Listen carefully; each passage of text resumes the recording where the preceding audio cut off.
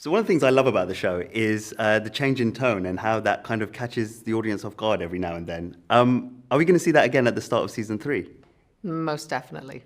No, I think that that's one of the things that our show does well. We keep the audience guessing. I mean, we never really stay in one place for very long.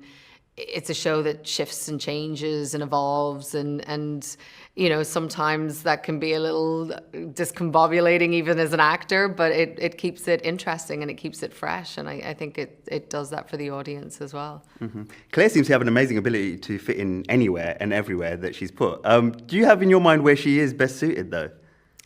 I think most definitely she feels most alive when she's back in the 1700s. There's something about living on the edge of life's, you know, on the edge of the knife, I guess, that suits her personality. You know, I think when I first got the role and I was doing all my research, I focused on her life during the war and being a nurse at the front lines, and I think that was when she felt very alive. And going back into the 1700s sort of has that same immediacy and danger that she functions really well in. Mm-hmm. And we're now going to see a progression of that, as you mentioned, from being a nurse to now being a surgeon. Mm-hmm. How has that come about? How has she become a surgeon? Yeah. A lot of study. That was probably, she went to Harvard, as we see all of our Harvard's certificates.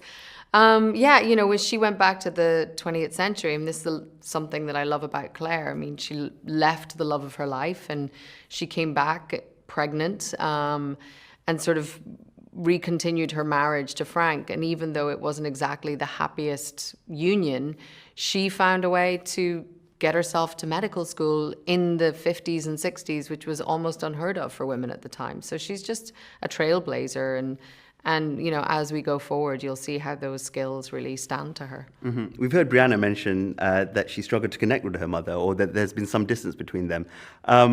Will we again see more of that? And why has that happened?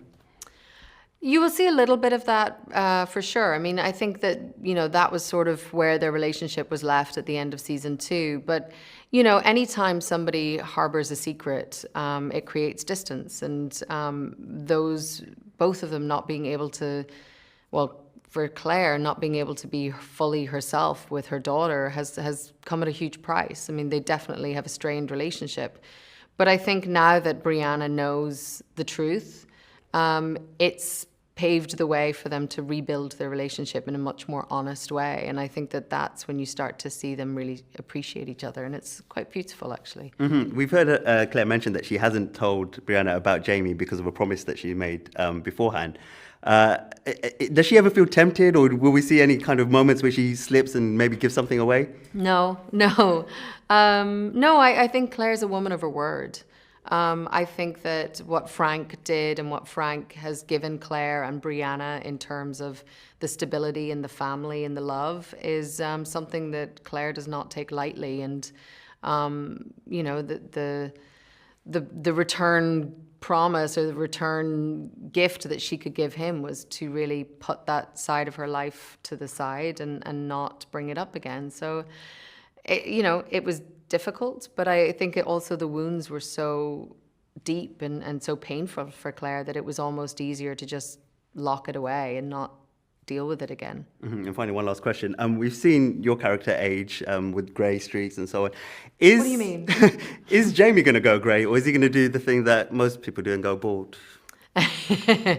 No, we've decided to give him a walking stick, and he's sitting at home now eating all the pies. So he's just putting on those extra few middle-aged pounds. No, no. I think you know, for most of for Sam anyway, I think it's a lot to do with more how the weight of his life's experience sits on him rather than something drastic physically. Yeah, he's got good genes. What can I say?